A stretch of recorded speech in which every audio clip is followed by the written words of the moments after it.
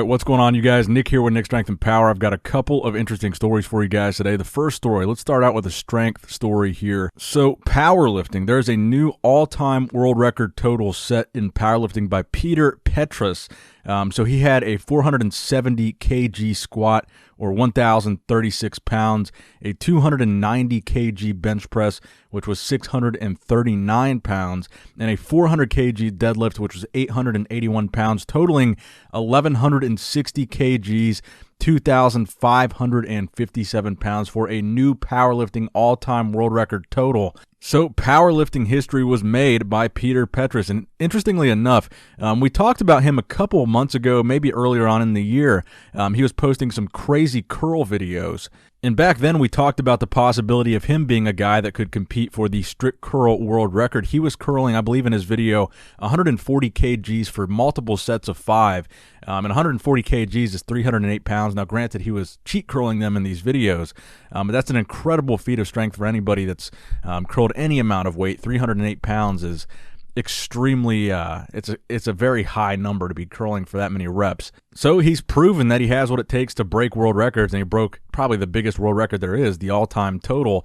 So for the potential of possibly breaking that strict curl world record one day, which as you guys know is about 249 pounds right now, I think he's definitely a guy that might have it in the tank, because he has everything else in the tank apparently. So shout out to Petras. Always good to start out with a power story in a Nick Strength and Power video. Now next up in the news, Hadi Choopan. So Hadi Choopan went live today, and he did a live workout on his Instagram. As you guys know, we're about 2 weeks away from the 2020 Mr. Olympia, so we're looking at how these guys are looking at 2 weeks out. Hadi Choopan, top 3 placer last year. He was the people's champ last year. One of the guys that the bodybuilding world is watching to see if he's going to make it to the United States or not to compete at the Olympia this year. Right now, it's looking kind of unlikely, but the big takeaway from the videos that he did live today is, A, we know this is how he's actually looking at this point in his prep for the Olympia, because it was a live video, so that we know for sure that these weren't old or outdated pictures or videos. And B, we know that he's in extremely good shape in these videos. Kind of reminiscent of the big Rami videos we were talking about a couple weeks ago, how vascular Rami was looking in those videos. Well, Hadi Choopan, at multiple points during his training session here, he would flex or show how vascular he's looking, and he's got crazy like rippled vascularity all throughout his arms and forearms. He's looking really full. And I don't know, man, just based on how Hadi's looking, I mean, it would be a real shame if he's not able to compete at the Olympia this year. Because, again, one of the things that I love to see, and I know you guys love to see too on the men's open bodybuilding stage, is crazy conditioning. And I think everybody would agree that the conditioning that Hadi brought last year was one of the best conditioned packages on that stage. And to be top 3 was good, but I would have argued he could have been even higher than 3rd. And I've seen some people say they don't see what I see in Hadi's physique, and they don't think he's that impressive. Let me show you guys some pictures from last year's Mr. Olympia, not just videos. Look at this front lat spread video, or lat spread picture from last year's Olympia. Just look at all the body parts on Hadi Choopan.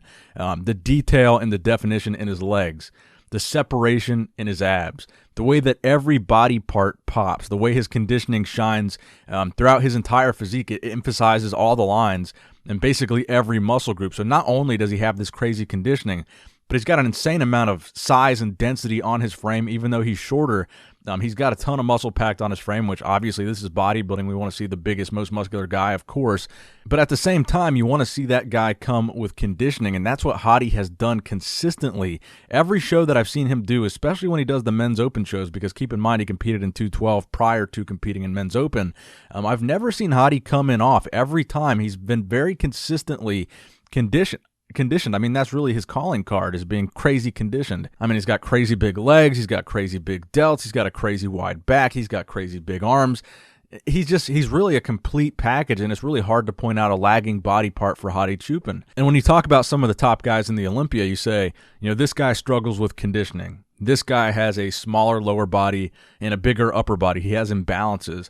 And these are things that Hadi Choopan doesn't have. His lower body pretty well matches his upper body. His conditioning has been very consistent. It's very hard to point out a lagging body part of Hadi Choopan's. It's very hard to point out a weak spot of his. If you had a criticism of Hadi Choopan, what would it be? Comment that in the comment section below. I mean, other than maybe his midsection sometimes looking blocky and maybe his physique overall looking blocky in some poses, other than that, it's really hard to find a solid criticism in terms of lagging as a bodybuilder for Hadi Choopan. So like I've said before, he's been in the process of getting this visa for forever, it seems like. And my understanding now is he still has to be interviewed during his application process to get the visa to even come to the United States. And now that we're 2 weeks out, I mean, keep in mind, he's got to take the time to travel here. He's got to get set up in his hotel. It's going to be, he needs to get over here soon, or I don't think he's going to be at the Olympia. I don't think there's going to be any, him flying in the day before, 2 days before. He wants to be here. He wants to be established. And I think if he's not over here in the next week or so, we're probably not going to see him at the Olympia. Now, if I remember correctly, last year, it was very last minute. I think we found out that he got his visa last year, the week of the Olympia. I'm pretty sure it was like really close to the deadline. So I certainly hope that we're able to see Hadi compete at this year's Mr. Olympia. Now, next up in the news, Brandon Curry with another physique update with a very bold and confident caption on that post. He says, in just 2 weeks from today, so supposedly this picture was taken today because Saturday today is when the finals happen for the Men's Open Mr. Olympia. The Saturday 2 weeks from now. So he says in 2 weeks from today, it'll all be said and done. No more predictions, no more smack talk, no more wondering or assuming what will be. Let the judges do their job. What will be shall be. I'm ready. And as always, he has the hashtag 15, hashtag Mr. Olympia, hashtag beefcake against all odds.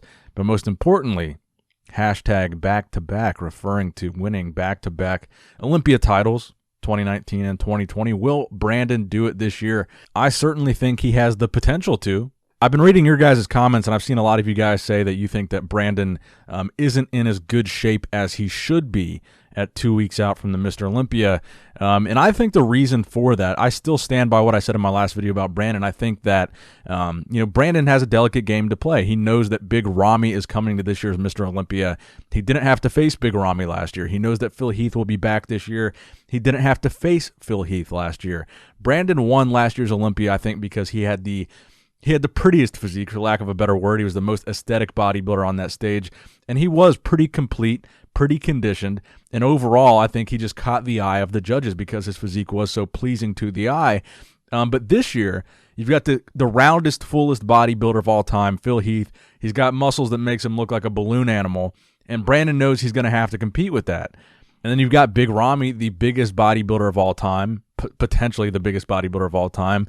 Brandon didn't have to compete with that last year. He's going to have to compete with that this year. So while Brandon has to worry about conditioning, it's got to be in the back of Brandon's mind that he also has to make sure that he still has his own level of roundness and fullness to compete with a Phil Heath, to compete with a Big Ramy.